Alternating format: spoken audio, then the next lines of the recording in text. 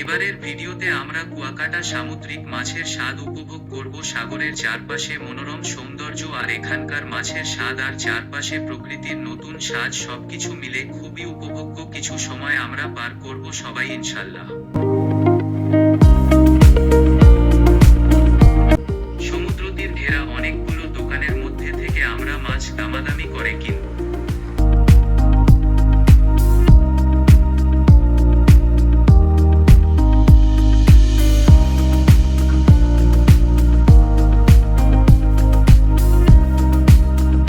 আমরা সামুদ্রিক চিংড়ি, লবস্টার, ইন্ডিয়ান সালমান ও টুনা ফিশ কিনলাম।